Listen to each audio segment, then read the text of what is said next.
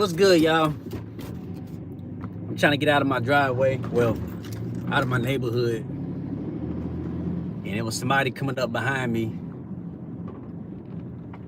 And she had to back up just a little bit so your boy can get out. Welcome to Mansuit Monday. Well, I'm here to motivate, inspire, and lift you up. Lift you all the way up on today. How's everybody doing out there? It's good to see you. It's good to be seen. I hope you're having a fantastic Monday so far. I didn't have to work my morning job. So I didn't get a chance to go live this morning. I hit the gym and did one of my podcasts. Got prepped for the day, got me some food. Getting ready to head to my afternoon job. Person in front of me going just a little bit slow. Finna slide up right quick. So today's podcast is really gonna be a continuation of last week. I talked about lukewarmness. And so what I want to talk about today, how you doing, Lucy Cat? Good to see you, ma'am. It's good to see you. Good to see you in your chat. Hope you're doing fantastic. This is a Mansuit Monday. So normally I talk to men on this. You're more than welcome to stay on and listen. But this is specifically to motivate the men. For me, what's important to me is making sure that there's men around me who are men of excellence, high character, not just high value, but high character. To operate as men of integrity, high character, morals, all of that good stuff. So it's important to me that those type of men are around me, and that I'm fellowshipping with those type of men around me, that I motivate those type of men around me, and just build a community of men who want to live like that. And so if that's not you, then you may not care about what I'm talking about today. But for everybody else, anybody else who finds that important to them in their life, this motivation is for you. And so before I really jump into it, I'm gonna put myself really on front street first before I get into the main thing. And so for me, before I gave my life to Jesus, I lived a very sexual, immoral life. I was living crazy. I was out here wilding. I had no respect for women. I had no respect for myself. And I paid the cost for that. And the biggest thing is, a lot of times we think we get away with things that we're doing, and we not. I promise we not. Some people talk about what goes around comes around, right? And the Bible talks about reaping what you sow. So if you're sowing seeds of dishonesty, lies, immorality, taking advantage of people, disrespecting people, and we wonder why sometimes unfairness happens into our lives. We got to think about how we treated other people. There was a particular young lady that I was dealing with, that I was messing with back in the day.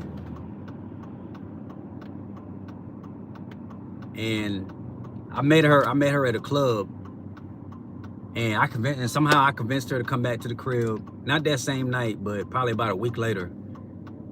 And that first night we hung out, I ended up messing with her. We messed around. And the very next morning, I found out that she had a boyfriend. She had a dude. And then she had asked me, now this lets you know how old this is, right? Because this happened during the time the Yahoo Messenger was still a thing. So now I'm kind of telling my age a little bit.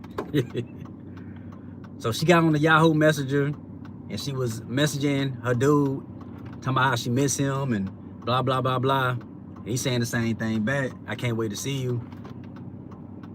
Meanwhile, she had just got done doing some things with me the night before. Crazy work. right? And it seemed like I got away with it because I didn't get caught up with the young lady, and I don't think she got caught up either. Now she might have let the dude know at some point or what she was doing. Maybe she didn't. Me and her don't have that type of friendship no more. I don't know what she's doing. I'm hoping she's doing better. But we didn't get caught up. And this is how twisted the mind be, right?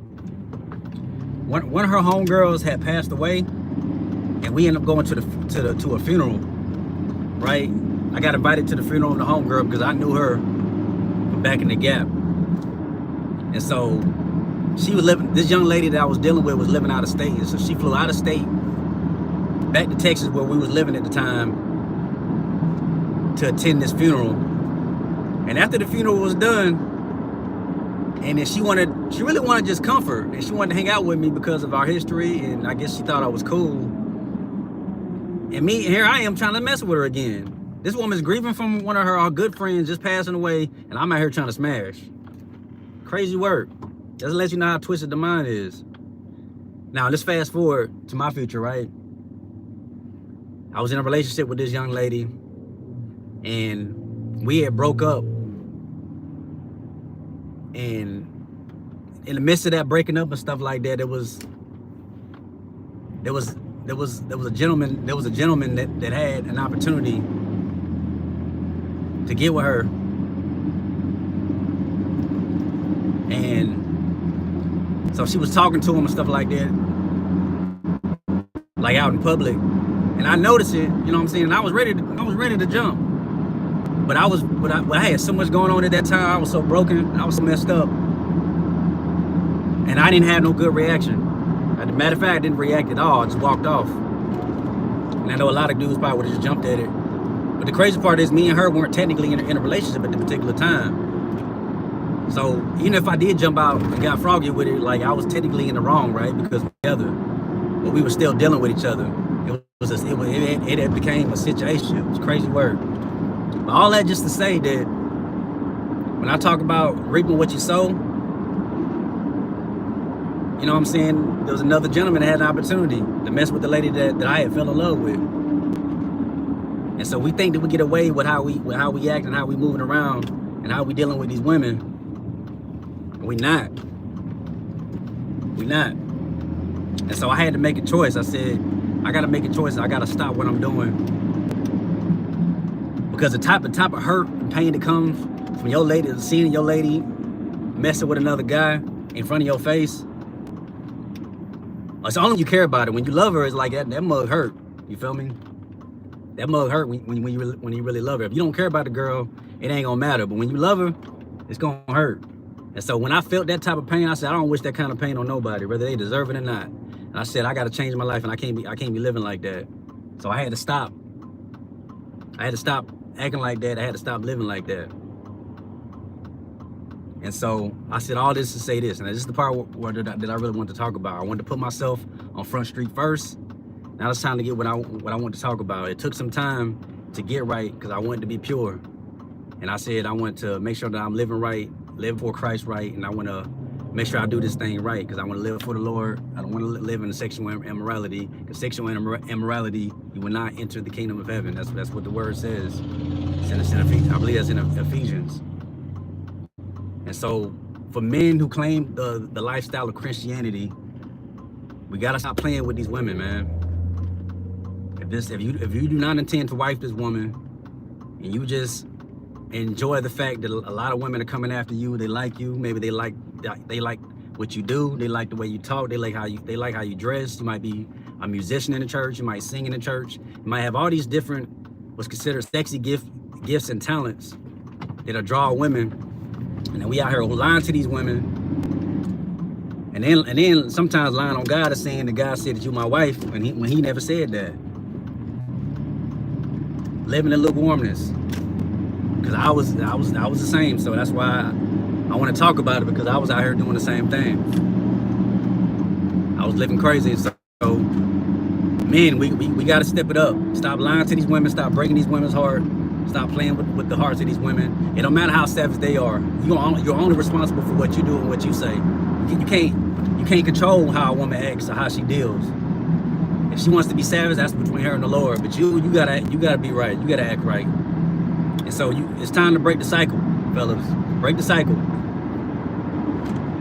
And so that takes you saying, I'm gonna make a decision not to operate like that no more. And you may still have to deal, and to be honest with you, you may still have to deal with some of the consequences of what you did in the past, and you're gonna have to eat that fruit. And it's gonna suck. I'm telling you, it's gonna suck.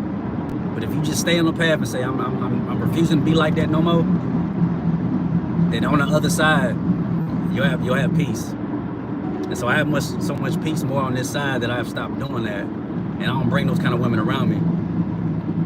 And with discernment, I'm recognizing some of the kind of women that I might deal with or talk to. And if they ain't right for me, I just move around. Excuse me, I ain't making no broken promises, no empty promises.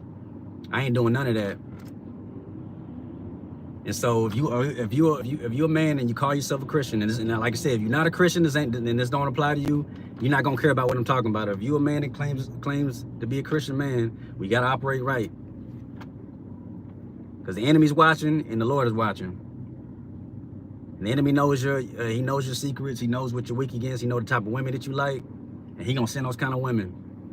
I was telling one of my brothers in Christ, I said, the devil don't fight fair, bro. Right? Because he's in a committed relationship. I said one of the things that happens is that the devil is so unfair in this fighting that he'll send a woman to look just like your woman, just to throw you off. That's how he fight dirty. And you got to be prepared. Be willing to say no, respectfully. You're not the one for me. And treat her valuable. One of the things I used to tell my other guys, I was like, man, just because she throws herself at you doesn't mean that you got to take it.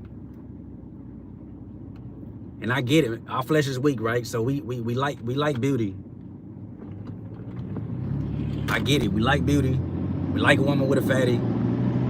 That chest looking right. It'd be hard to resist. I get it. I get it. It's not easy. But first, starting off knowing that you're valuable. One thing we don't push is that the men are valuable too. What we carry in the bedroom is just as valuable as what women carry in the bedroom. And so respect your own body, man. Respect your own body, respect hers. And I've had the opportunity to say no, honestly, to plenty of women. And some of them got convicted. Because some of them really never had no said to them before. They're not used to hearing no. And they was confused. I had a young lady, right, years ago. It was a young lady on my birthday. I don't know if I've told y'all this story before, but this young lady, so I went out for my birthday, right, some years ago, and I seen one of my buddies. He was at a hookah spot. Now, I don't smoke no hookah or nothing like that. I had been stopped. But he was cool, you know what I'm saying? He was a camera dude, real cool peoples. So I went up to the hookah spot, him and some of his friends and a young lady. This particular young lady took a liking to me. And so she ended up drinking or whatnot. And I was supposed to leave and go meet up with one of my partners because his wife's birthday was the same as mine. So I meant to go link up with him, but it didn't end up happening. What ended up happening was me and her hung out the whole night, and she continued to drink and she got drunk. And then we made it to the parking lot. And now, meanwhile, I'm sober, right? So we make it to the parking lot, and I'm watching to make sure she can get out of the parking spot, and she fell asleep right there at the wheel. I said, man, I can't leave this young lady like this. So what I ended up doing is I got out and I knocked on the window. I said, yo, just come with me. So she got out the car, she came in mine, I drove her back to my spot. What I ended up doing was I said, okay, I'm gonna go ahead and let her sleep in my bed. No, scratch that. I'm gonna go ahead and make a pallet for her on the couch. So that way she got a comfortable spot. I'm gonna get in my bed, we good. She had to go to the restroom, and I started to make this pallet for her. And then while I was making the pallet and everything like that on the couch, she walked herself over to my bed and got in it. I didn't know at the time, but she got into the bed, right? So when I got done with the pallet, I walked over. Actually, she called me. She said, hey. And I walked over there. The woman was inside of my bed with just a t-shirt and panties on. I'm like, yo, come on. And I said, yo, I had made this pallet for you on the couch. She's like, you gonna make me move? I was like, all right. I said, well, fine, I'm gonna go sleep on the couch, you sleep here. She's like, well, can you just sit with me and talk for a moment? I said, all right. So I'm sitting there, we're talking for a second. And I said, I'm gonna get on the outside of the covers. I'm not gonna get inside of the covers with her. Because I already know what's gonna happen. If I get on the inside of them covers, it's going down. So we talked for a little bit. And she tried to convince me to get inside the covers. I said, nah, I ain't doing that, baby. We good. Can't do that. So we both ended up falling asleep. I woke up probably about 10 minutes later and she was sleep. I said, all right. Make sure, you know what I'm saying, she was covered. And I just went to my bed. I just went to my couch. And I laid there. Still fighting the temptation, right? Still fighting the temptation, but she was asleep. Cause I ain't gonna lie to you, part of me still wanted me to wake her up and get it in, but I said, no, I'm not gonna do this young lady like that. I'm gonna be different. I got to. And I didn't do this on my own. So one thing I want to make sure in the pause of this story, to let y'all know I didn't do this on my own. This is all Jesus. And it wasn't for God helping me, there wasn't no way I could have resisted temptation, because it's not like this was just a decent looking woman. She wasn't just this woman was beautiful. So obviously that makes it worse as far as the temptation. So I got it. So she ended up waking up and she had to go throw up. So she go into the bathroom, she throwing up. I'm checking on her, make sure she good. She in there for a little bit. She got out the bathroom. She ended up going back to bed. I said, you good? You straight? She said, yeah, I'm good. I was like, all right. So she fell asleep. I went back to my couch. I fell asleep. Woke up in the morning. She called me. I was like, yo. She said, can you come here? I said, all right, bet. So I went in there. And she was late. And she set up. She's like, what happened last night? I said, well, you got drunk at the bar.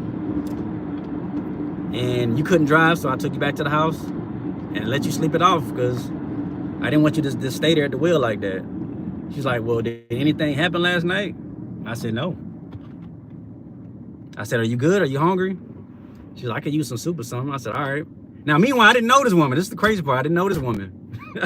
I didn't know this young lady.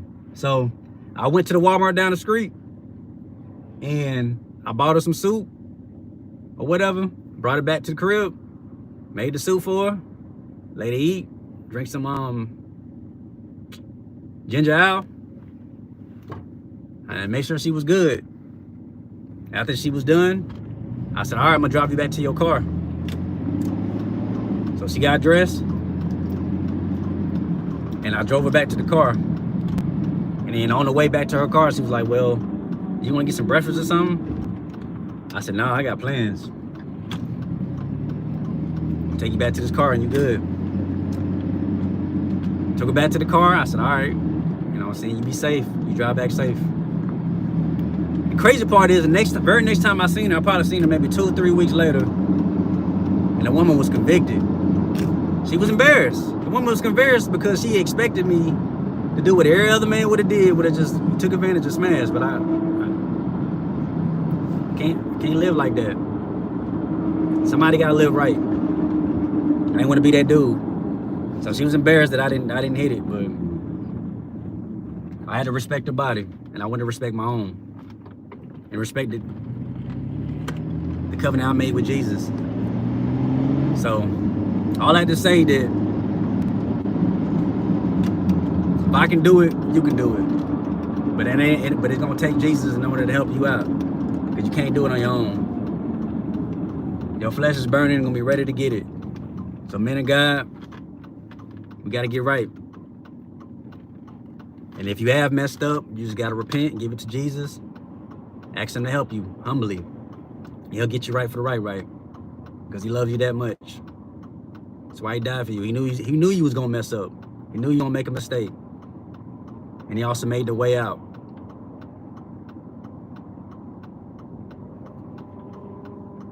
So men, let's live in excellency. Live in excellency. Know that Jesus loves you, and he wants to help you. His hand is out. Are you gonna allow him? Are you gonna take his hand, or are you just gonna Say no and say, no, I'm good. And do it your own way. You're going to fall every time if you try to do it on your own. So that's all I got to say for the men. Because I love y'all. And I want y'all to make it. I want y'all to win. And we can win together. Nobody has to be left behind. But you got to make that decision. So Christian man, if you're calling yourself a Christian, live right for the Lord. Because it's worth it. Be pure as you can. Because when he has the right woman for you, you have eyes just for that one lady. Just for that one lady. So I'm getting ready to get up off this live. Almost to my donation. Destination. Almost in my destination. Fellas, we gotta do right. I want y'all to win. We can win together, so let's make it happen. Lean on the Lord. Lean on the Lord. That's it I got for you. We'll have a different subject next week. We'll see how everything goes. But I just felt the need to get on here and just talk to the men. And this is still motivation, inspiring, lifting you up. But sometimes we need loving correction. And sometimes you need to hear it from somebody. Sometimes you need to hear it from a stranger. It's gonna be all right. So I'll catch y'all the next time. Mansuit Monday. God bless you. Let's get it.